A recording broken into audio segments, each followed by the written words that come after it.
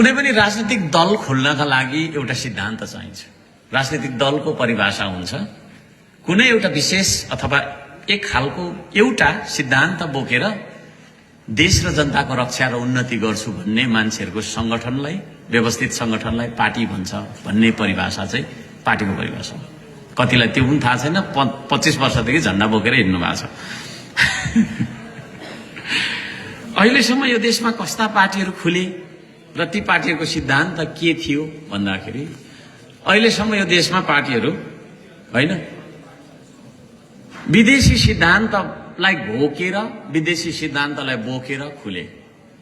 मार्क्सले आज भन्दा हैन 200 वर्ष पहिला के भन्नुभयो जर्मनीको भूभाग, जर्मनीको परिस्थितिलाई टेकेर माओले के गर्नुभयो, लेनिनको क्रान्ति कस्तो थियो, स्टालिनले के गर्नुभयो, चे गुएभाराले के गरे भन्ने खालको कुराहरू हामीले पढेर त्यो प्रयोग यहाँ गर्न खोज्यौं।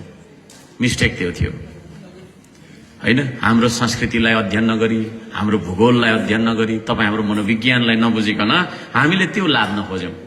त्यसले गर्दाखेरि हाम्रा दलहरूले तपाईको चाहिँ सही सिद्धान्त अनुसारको काम पनि गर्न सक्नु भएन भन्छु। यो हर्कवाद भनेको चाहिँ के हो भन्दाखेरि हर्क भन्ने मेरो नाम हो भने तपाईले बुझ्नुहुन्छ, ठिक छ, त्यो बुझ्दा हुन्छ, तर त्यहाँ त्यसको विश्लेषण, त्यहाँको व्याख्यामा मेरो कहीँ कतै जिकर हुँदैन। हामी हर्कवादमा के भन्छौं भन्दाखेरि हामी तीनटा कुरालाई आधार मान्छौं हाम्रो जीवनको: प्रकृति, संस्कृति र प्रविधि। राम्रो सुनौ है, प्रकृति, संस्कृति र प्रविधि। अब यो के हो फेरि सामान्य तरिकाले म बुझाउँछु।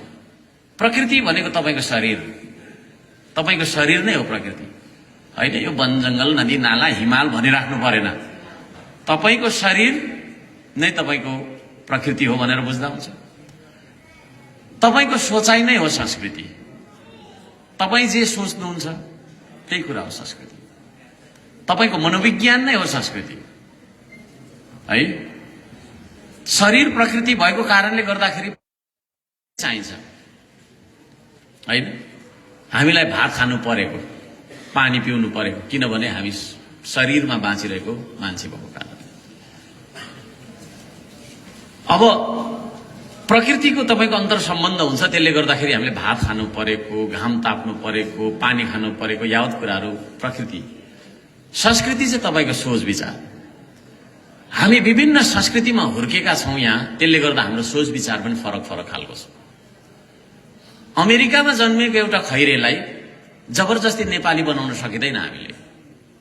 पोखराको मान्छेलाई धरानको मान्छे जस्तो बनाउन सकिँदैन। गुरुङ संस्कृतिमा जन्मेको एउटा मान्छेलाई राई किराती संस्कृतिको मान्छे बनाउन सकिँदैन है। त्यो संस्कृति भनेको हाम्रो पिता पुर्खाले लाखौं हजारौं वर्षदेखि, हजारौं लाखौं वर्षदेखि हैन सोच्दै आएको एउटा सोचाइको प्याटर्न हो। त्यो कसरी हामी सोच्छौं त हैन, के कुरालाई हामी पुज्छौं, के कुरालाई पुज्दैनौं, के कुरालाई हामी के गर्छौं भन्ने कुराको जुन एउटा सोचाइ हुन्छ, त्यो सोचाइको प्याटर्न तपाईको चाहिँ हाम्रो तपाईको चाहिँ मनोविज्ञानलाई चाहिँ हामी संस्कृति भन्छौं। यो तपाईले मलाई यसरी लगाइदिनु भएको, यो लगाउँदा के हुन्छ भन्ने एउटा संस्कृति हो है। र संस्कृति अनुसारको हाम्रो सोचाइ हुन्छ, सोचाइ अनुसारको हाम्रो बोली हुन्छ, हाम्रो व्यवहार हुन्छ। प्रविधि भनेको चाहिँ के हो भन्दाखेरि हामीले बुझ्छौं यो मोबाइल हो प्रविधि, चाइनाले बनायो, अमेरिकाको सफ्टवेयर हो, उता विदेशबाट जर्मनीबाट आउँछ, युकेबाट आउँछ, त्यो चाहिँ प्रविधि हो भन्छौं। तर त्यो होइन। प्रविधि भनेको चाहिँ हाम्रो जीवन सहज बनाउनका लागि हामीले अपनाउने जीवनशैली या विधि, त्यसलाई चाहिँ प्रविधि भन्नुपर्छ। आजभन्दा हजारौं वर्ष पहिला हाम्रो पुर्खाहरूले हैन नदी तर्नका लागि सुकेको ठुट्टाको सहारा लिनुहुन्थ्यो। अझै पनि बाँसमाथि तपाईको तैरिएर तपाईको चाहिँ हामीले नदीतिर देख्न सक्छौं, त्रिशुलीमा पनि देख्न सक्छौं। हुन त अहिले बाँसको व्यापार गर्नलाई त्यसरी आउनुहुन्छ, बाँस राखेर बाँसमाथि तैरिँदै आएको आराम देख्छौं। त्यसलाई देखेर मान्छेले डुङ्गा बनाउनु भयो, डुङ्गालाई देखेर पानी जहाज बनाउनु भयो। प्रविधि त्यतिखेरै पनि थियो। प्रविधि चाहिँ अमेरिकाबाट आउने अहिलेको अत्याधुनिक तपाईको सामानलाई प्रविधि भन्न मिल्दैन।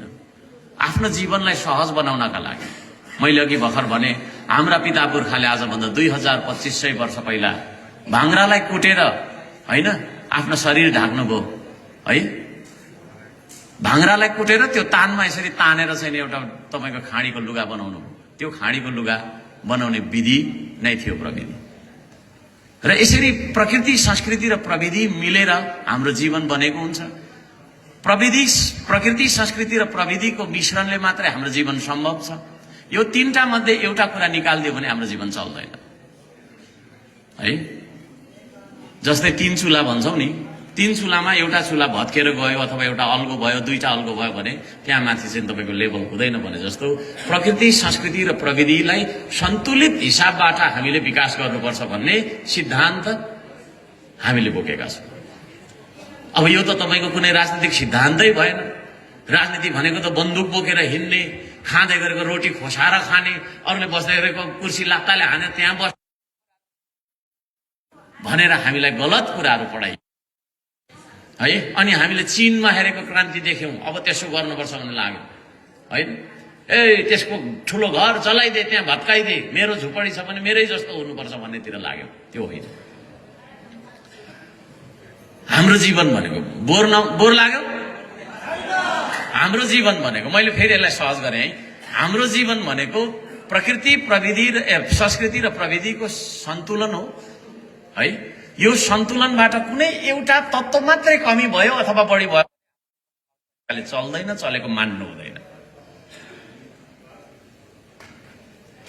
यसलाई भन्छ हर्कवाद। अब अघि मैले भने यस्तो क्रान्ति गर्नु, बन्दुक बोक्नु पो हो त क्रान्ति। हामीले चाहिँ बुझ्दैनौँ, श्रम संस्कृतिवादीले बुझ्दैन।